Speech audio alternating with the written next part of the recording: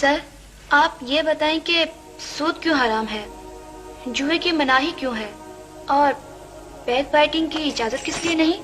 بس یہ حکم ہے کلثوم بی بی، اور حکم کے لیے کوئی دلیل نہیں ہوتی۔ لیکن ہم تو کسی بات کی دلیل مانے بغیر یا اس کی لاجک سمجھے بغیر اسے تسلیم نہیں کریں گے۔ ہم پڑھے لکھے لوگ ہیں۔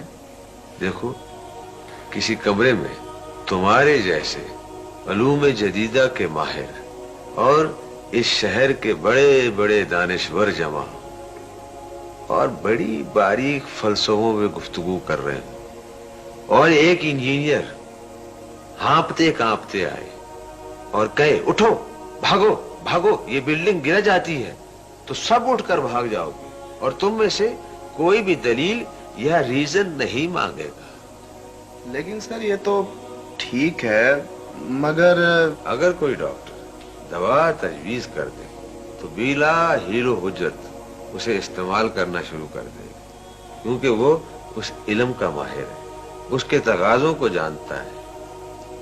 اور کوئی دین کا عالم کوئی بات بتائے تو 100 مسئلے نکالیں گے، 100 باریکیاں نکالیں گے، مسلسل اعتراض کرتے چلے جائیں گے۔ مولویوں کی بات کیسے مان لے سر؟ ان کے تو آپس کے اختلاف ہی ختم نہیں ہوتے، اب کس کی مانے اور کس کی نہ مانے۔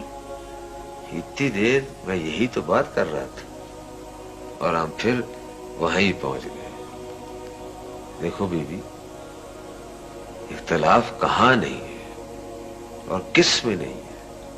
وکیل حضرات کو دیکھو، وہ ایک ہی واقعے میں ایک دوسرے کے خلاف ہوتے ہیں، جھگڑتے ہیں، خوب جھگڑتے ہیں، خوب جھگڑتے ہیں، اور ان کے جھگڑنے کے لیے تو کٹہرے بنائے جاتے ہیں، اسپیشل قسم کا فرنیچر بنایا جاتا ہے کچہریوں میں۔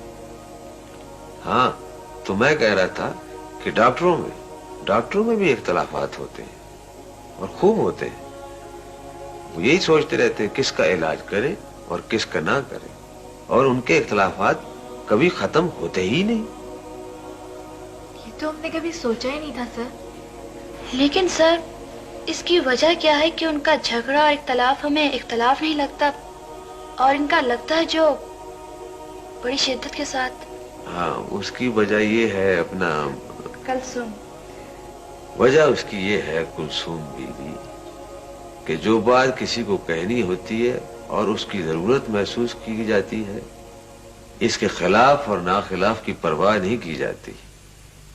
دین کی چونکہ پرواہ نہیں اور اس کی قدر نہیں، اسی لیے ہیلے بہانے تلاش کیے جاتے ہیں۔